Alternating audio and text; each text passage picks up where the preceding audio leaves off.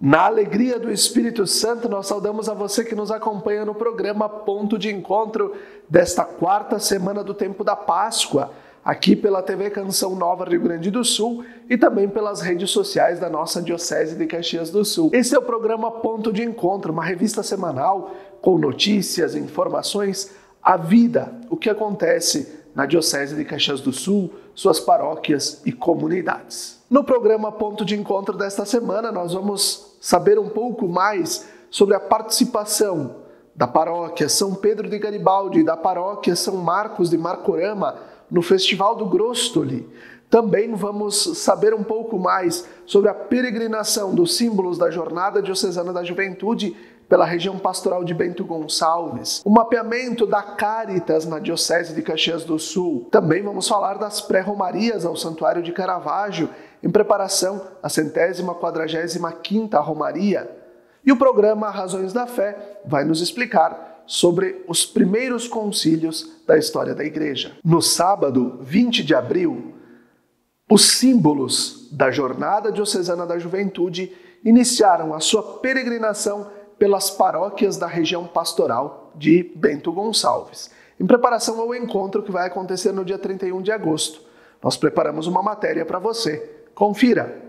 Os jovens e comunidades das 8 paróquias da região pastoral de Bento Gonçalves irão receber durante os próximos meses a cruz peregrina, o ícone de Maria e a capelinha do Beato Carlo Acutis em preparação à Jornada Diocesana da Juventude, por aqui chamada de JTJ. O Encontro Diocesano das Juventudes será no sábado, 31 de agosto, na paróquia Nossa Senhora do Rosário, no distrito de Faria Lemos, em Bento Gonçalves. A peregrinação dos símbolos acontece durante a ação chamada de pré-jornada, que visa mobilizar e preparar as juventudes para celebrar a jornada diocesana. A primeira comunidade paroquial a receber a pré-jornada é a paróquia Santuário Nossa Senhora do Rosário de Pompeia, no município de Pinto Bandeira. As atividades iniciaram no sábado, 20 de abril, com a chegada dos símbolos e seguem até o dia 5 de maio. Na sequência, de 6 a 20 de maio, a paróquia Cristo Rei de Bento recebe os símbolos para realizar a sua programação da pré-jornada com os jovens e comunidades. Entre os dias 21 e 30 de maio, a paróquia São Francisco de Assis de Monte Belo do Sul irá realizar a pré-jornada e, posteriormente, a paróquia e santuário Santo Antônio de Bento Gonçalves recebe a cruz, o ícone e a capelinha entre os dias 31 de maio e 14 de junho, durante os festejos do padroeiro de Bento. A peregrinação dos símbolos também seguirá para as paróquias de Santa Teresa, no município de Santa Teresa, e Santa Bárbara, que é um distrito de São Valentim do Sul. A pré-jornada nas localidades será de 15 de junho a 7 de julho. Finalizando a pré-jornada, a paróquia São Roque recebe os símbolos, passando para a paróquia Nossa Senhora do Rosário de Faria Lemos entre os dias 8 de julho e 30 de agosto. Assim, os símbolos já permanecem na paróquia, que será a sede da 8ª JTJ. A pré-jornada é organizada por cada paróquia que recebe os símbolos. Entre as atividades estão propostas, missas, encontros, explicação da jornada e dos símbolos e a motivação dos jovens para participarem da JTJ. Na região de Bento Gonçalves agora começa esta peregrinação para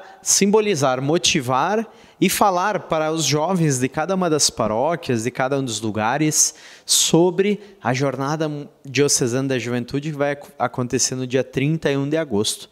Então, gente querida, nós estamos fazendo esta caminhada para justamente conscientizar, chamar a participação dos nossos jovens, né, para que eles também percebam que há algo diferente no ar e que Deus também os chama neste momento a participar, né, e também os chama para a fé. O caminho dos ícones, dos símbolos, ele começa pela paróquia de Pinto Bandeira, né, começou agora nesses dias, e vai passar alguns dias, algumas semanas em cada uma das paróquias da região pastoral, justamente fazendo como que um rodízio. Então, todas as paróquias terão seu tempo, né? Os grupos de cada uma das paróquias, a catequese de cada lugar, terá o tempo também de ter junto consigo estes sinais, né? Esses símbolos que nos ajudam a nos conectar com uma expressão de fé juvenil, né? Uma expressão de fé jovem. Então, o setor juventude,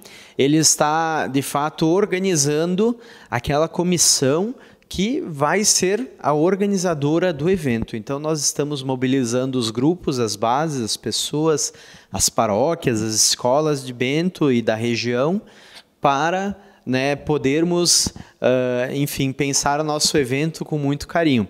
Mas lembrando que, no fundo, esse evento ele é o coroamento de uma caminhada que está sendo feita agora. Então, digamos que o caminho também é muito importante, No dia da jornada, nós esperamos celebrar com muitos jovens.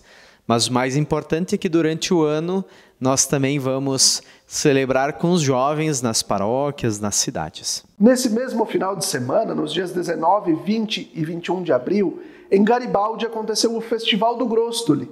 E a paróquia São Pedro de Garibaldi e a paróquia São Marcos do distrito de Marcorama estiveram diretamente envolvidas com a organização e a preparação dos Gróstolis, e o pessoal da Pascum das duas paróquias se juntou e preparou uma matéria para nós. No último final de semana, a comunidade garibaldense foi sede da terceira edição do Festival do Grostoli.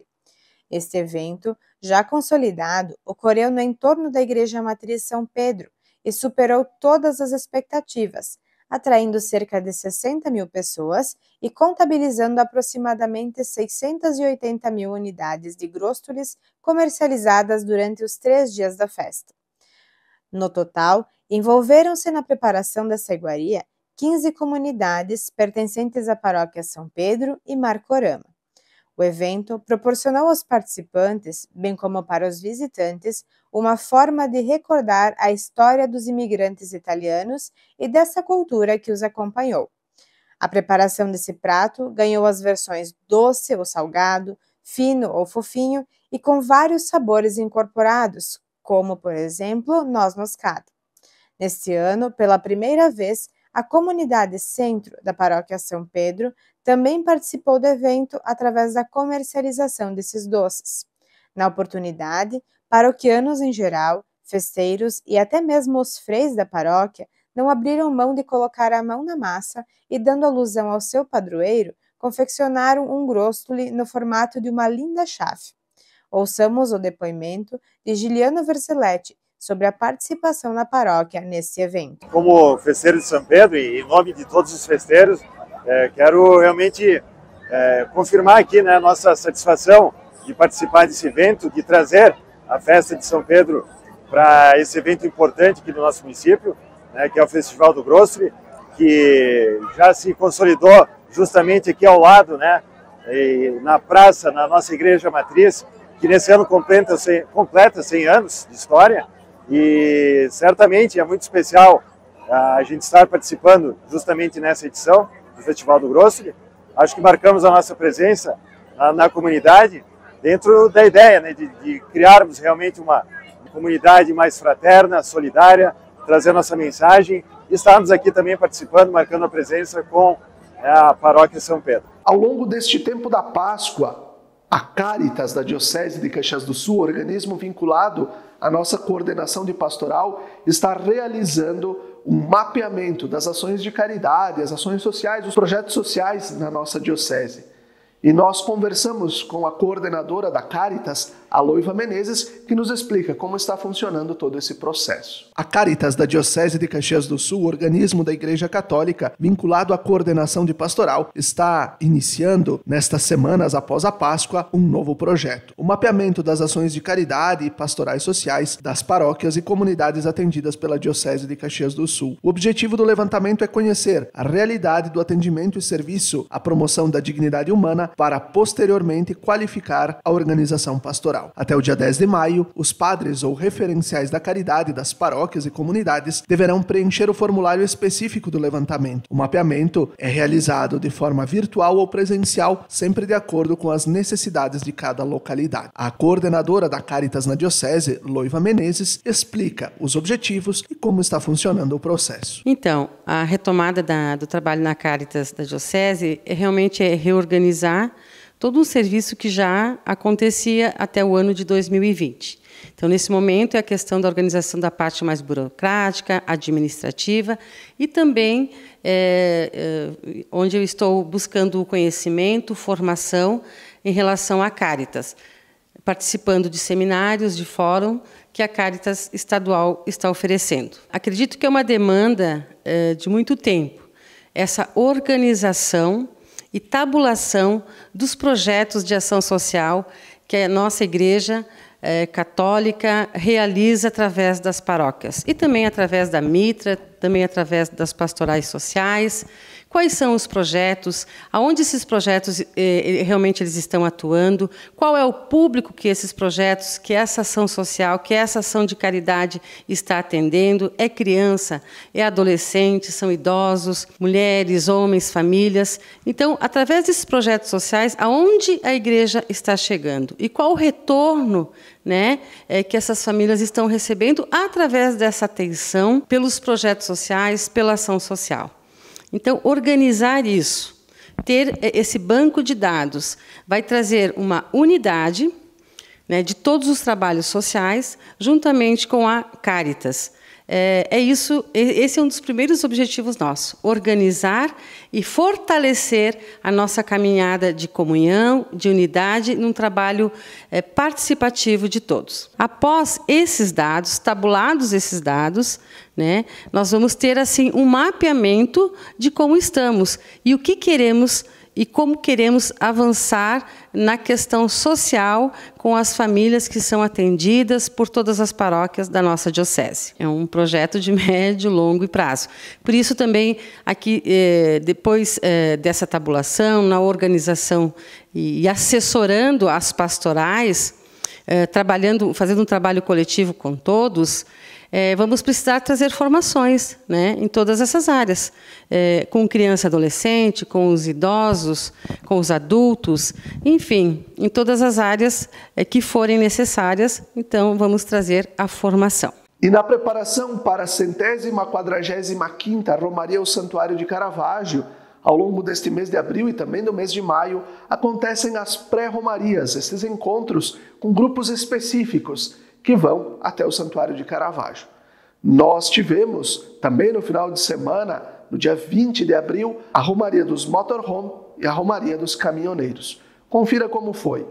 A 10ª Romaria dos Motorhome, que aconteceu na manhã do sábado, 20 de abril, com saída de Caxias do Sul, deu sequência às pré-romarias em homenagem a Nossa Senhora de Caravaggio. Segundo a organização, mais de 100 veículos participaram da procissão, que teve como destino final o Santuário de Caravaggio. Os romeiros foram acolhidos pelo reitor do santuário, Padre Ricardo Fontana, que também presidiu a missa das 10h30, recebendo a todos sob o lema da festa deste ano, Fonte de Misericórdia, rogai por nós, e conduzindo-os em um belo momento de fé e devoção. Na parte da tarde, o Santuário de Caravaggio acolheu a 17ª Romaria dos Caminhoneiros. Os participantes saíram do posto Treviso às 3 da tarde e chegaram para a celebração das 17 horas no Santuário de Caravaggio. Neste ano, a 145ª Romaria de Caravaggio será realizada nos dias 25 e 26 de maio com o tema Fonte de Misericórdia, rogai por nós, em celebração aos 90 anos da Diocese de Caxias do Sul. Começamos com alguns caminhões da cooperativa quando iniciou. Hoje temos um monte de empresa que vem junto com nós e participa desse evento aí, tá ficando cada vez mais bonito e a devoção cada vez maior, né? Hoje, pelo que eu conversei com o pessoal da rodoviária, tem mais de 350. Hoje a estrada, o motorista vive sozinho, né, dentro do caminhão, né? Então hoje ele pega a devoção de Nossa Senhora Caravaggio, quando precisa fazer a viagem dele, a família em casa reza pelo motorista e trazer a família junto. Né? E assim nós vamos concluindo o primeiro bloco do nosso programa Ponto de Encontro desta quarta semana do Tempo da Páscoa. Fique com a gente, até daqui a pouco.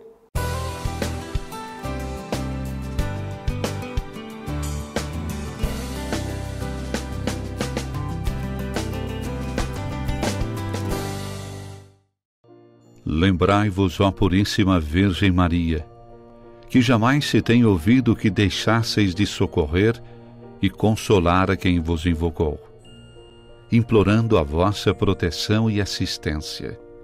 Assim, pois, animado com igual confiança, como a Mãe Amantíssima, ó Virgem das Virgens, a vós recorro, de vós me valho, gemendo sob o peso de meus pecados, humildemente me prostro a vossos pés, Não rejeiteis as minhas súplicas, ó Virgem de Caravaggio, mas dignai-vos de as ouvir propícia e de me alcançar a graça que vos peço. Amém.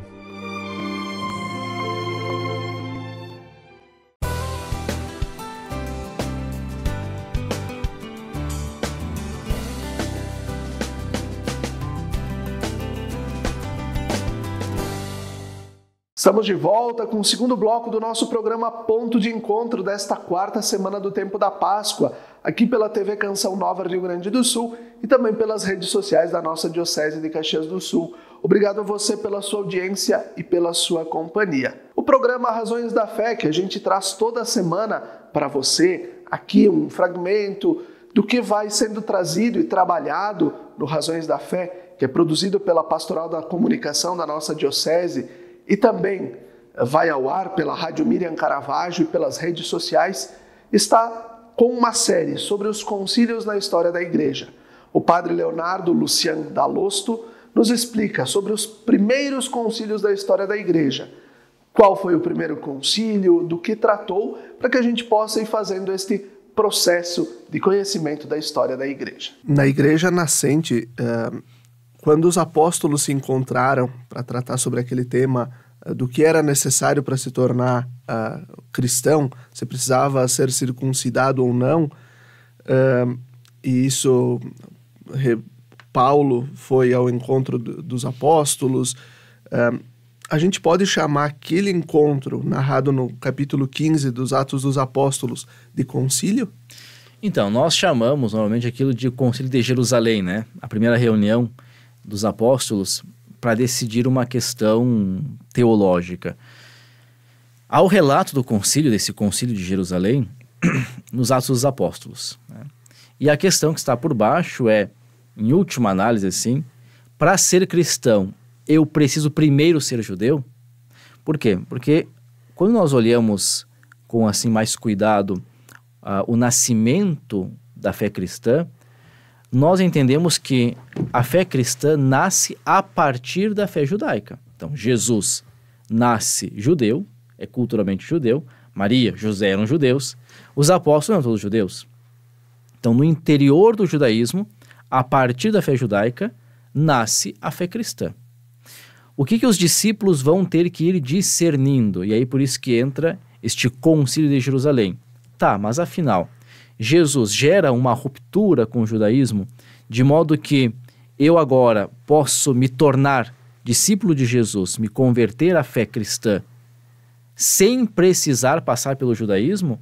Ou eu tenho que fazer esse curso introdutório, né, que é o judaísmo, para depois ser cristão?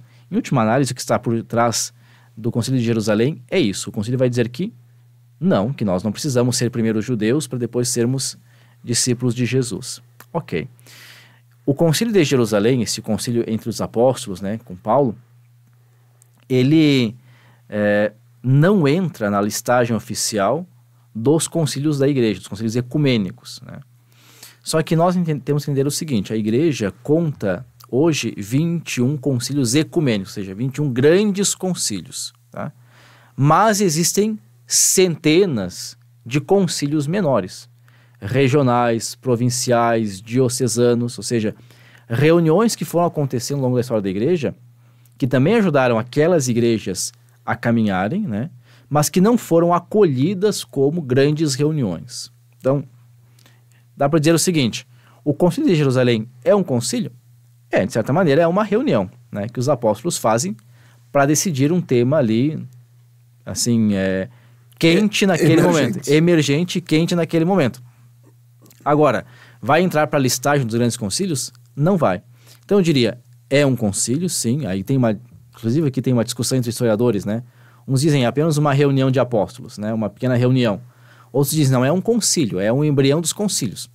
Há uma discussão sobre isso, mas é um pequeno concílio, sim, que tem uma função, eu diria, muito importante, que é desligar o segmento de Jesus de uma prática precedente, que é o judaísmo. Ou seja, nós não estamos mais submetidos à lei de Moisés, porque nós estamos submetidos, ou melhor, estamos sob o reino da graça, que é o segmento de Jesus. Então eu diria, tem uma grande importância para que a gente não chame de concílio, é algo um pouquinho complicado. Qual foi o principal tema discutido no Concílio de Nicéia lá em 325 e no que essa decisão colaborou para o futuro da igreja? Ok, vamos aqui por partes, né? A igreja até o ano de 313, então pensemos ali mais de 3 séculos, ela passou pelo processo de perseguição no Império Romano. Então os cristãos eram no Império Romano perseguidos, em alguns momentos mais, em outros momentos um pouco menos, dependia um pouco de quem era o imperador, né, à época. Em 313 acontece um chamado Edito de Milão, um documento em que o imperador Constantino concede aos cristãos liberdade de culto, ou seja, não transforma a fé cristã em fé do Estado, não é esse o momento, mas há uma liberdade de culto para os cristãos. Com isso, o cristianismo começa a crescer, a se expandir grandemente. Quando Constantino concede essa liberdade de culto aos cristãos, os cristãos já eram uma grande parte no Império Romano, já eram muita gente, né? Constantino, que é esse imperador romano, ele se atentou para uma coisa. Ele diz assim, olha, os cristãos estão crescendo muito rapidamente, então é melhor não se colocar contra eles, para não partir o império no meio. Ok, concede liberdade de culto. E aí nós vamos ter então que os problemas que vão acontecendo no interior da fé cristã podem também atingir o interior do Império Romano. Okay? Isso é uma coisa que é muito importante nós entendermos e que vai atravessar toda a história da igreja. Um problema religioso vai também ser entendido como um problema civil, um problema de Estado. Político, nós diríamos hoje um problema de Estado, né? Mas um problema político. Ok. O que acontece ali nos anos 320, mais ou menos?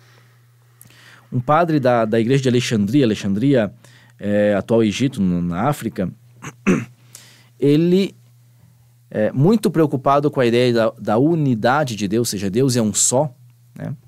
Vai começar a questionar a divindade de Jesus, né? Chamado padre Ário.